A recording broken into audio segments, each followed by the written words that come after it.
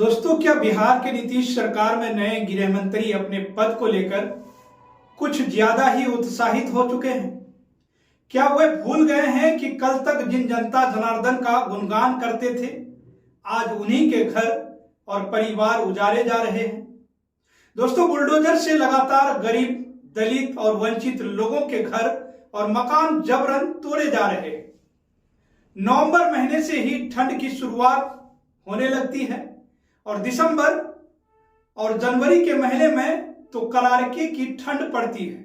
इस ठंड के मौसम में किसी का घर उजड़ने का दर्द क्या होता है, ये हम सभी ये जान सकते हैं, समझ सकते हैं।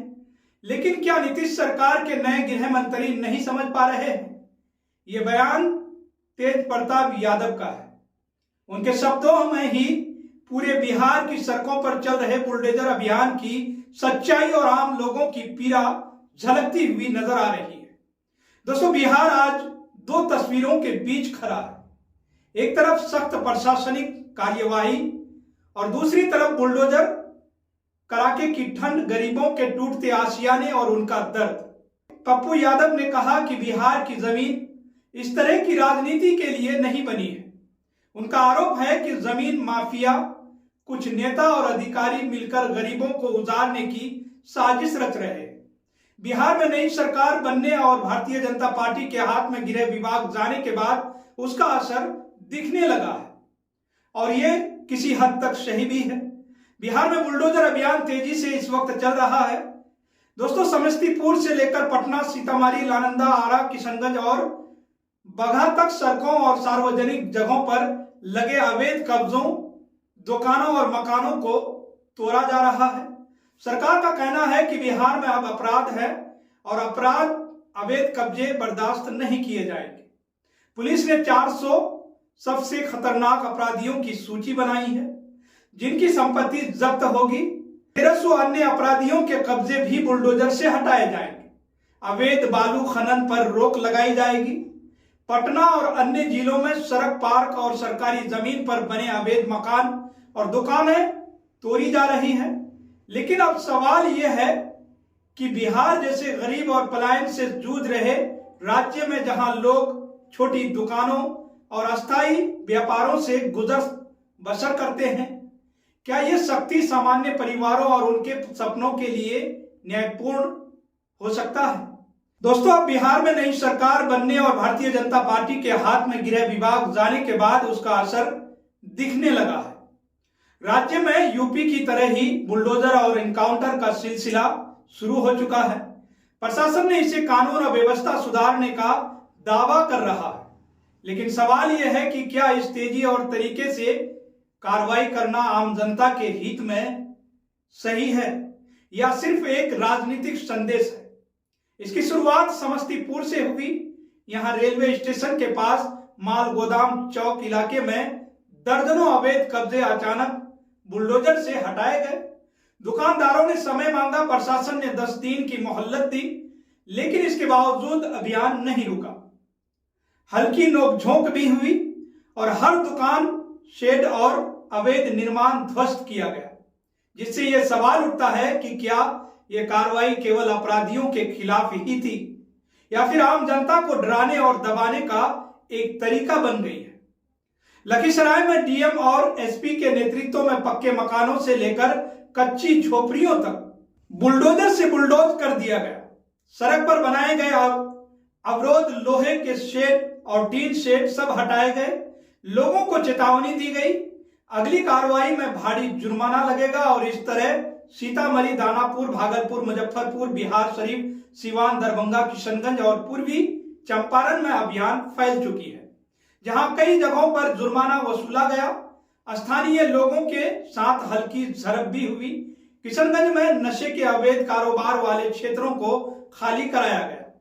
मोतिहारी में अदालत के आदेश पर 48 वर्षों से विवादित मकान गिराए गए और बगहा और आरा में बड़े पैमाने पर दुकानों और अवैध निर्माणों को बुलडोजर से ध्वस्त कर दिया गया। एक तरफ इस कार्यवाही की तारीफ हो रही है, तो वहीं दूसरी तरफ विपक्ष सवाल उठा रहे हैं कि क्या यह अभियान सच में अपराधियों, माफियाओं के खिलाफ है या गरीब, दलित और वंचित परिवारों को निशाना बनाकर उन्हें डराने और धमकाने और दबाने के लिए चलाया जा रहा है। तेज प्रताप यादव ने कहा कि आज बिहार के हजारों गरीब, दलित और वंचित परिवार अपने घरों के टूटने से पूरी तरह टूट चुके हैं। उनकी आंखों से आंसू निकल रहे हैं, लेकिन कोई उन्हें देखने वाला तक नहीं है, ना ही कोई उसे पूछने वाला है। सामाजिक न्याय अब है ही नहीं। इसके अलावा ठंड के मौसम में गरीब महिलाओं और बुजुर्गों को उनके घरों से उजारना क्या न्याय संगत है? और क्या नीतीश सरकार के नए गृह मंत्री इस पीड़ा को समझ पा रहे हैं? दोस्तों, तेज प्रताप यादव ने आगे कहा कि जिन जनता जनार्दन का गुणगान किया जाता था, आज उन्हीं लोगों के घर और परिवार उजारे जा रहे हैं। क्या वही बिहार में बुलडोजर मॉडल यानी योगी मॉडल की चर्चा पर पप्पू यादव ने भी कहा कि बिहार की जमीन इस तरह की राजनीति के लिए नहीं बनी है।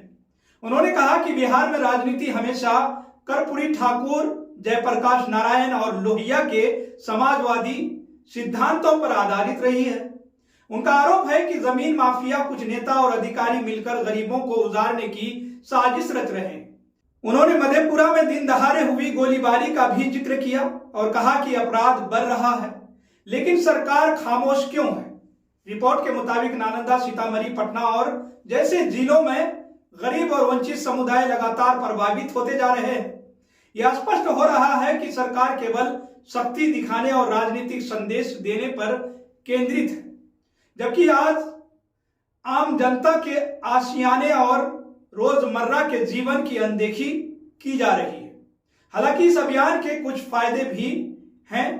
सड़क चौड़ी हुई, ट्रैफिक सुचारू हुआ और सार्वजनिक जगह कब्जा मुक्त हुई, लेकिन क्या यही पर्याप्त है? दोस्तों, तेज प्रताप यादव ने सरकार से मांग की कि बेबस लोगों के आशियानों को तोड़ने पर रोक लगाई जाए और जिनके घर अब तक टूट चुके हैं उन्हें रहने की उचित व्यवस्था और आर्थिक सहायता प्रदान की जाए, क्योंकि कानून और न्याय केवल ताकत दिखाने से नहीं, बल्कि कमजोर और जरूरतमंद की सुरक्षा और अधिकार सुनिश्चित करके मजबूत होता है। दोस्तों, बिहार आज दो विरोधाभासी तस्वीरों के बीच खड़ा हो चुका है। एक तरफ प्रशासनिक शक्ति और बुलडोजर का डर, और वहीं दूसरी तरफ ठंड, टूटते आशियाने और आम जनता की पीड़ा। और ये स्थिति हर सोचने वाले नागरिक के लिए एक बड़ा सवाल खड़ी कर रही है। क्या बिहार में कानून का शासन वास्तव में स्थापित हो रहा है या केवल राजनीतिक प्रदर्शन हो रहा है? और क्या सरकार सामाजिक न्याय, मानव अधिकार और कमजोर वर्ग के हितों को ध्यान में रख रही है या नहीं? दोस्तों, रिपोर्ट के मुताबिक बिहार पुलिस ने पूरे प्रदेश में 1700 अपराधियों की सूची तैयार कर ली है, जिनके खिलाफ कार्रवाई करने की योजना बनाई गई है। इन अपराधियों को 2 श्रेणियों में बांटा गया है। पहली श्रेणी पर कार्रवाई शुरू भी हो गई है।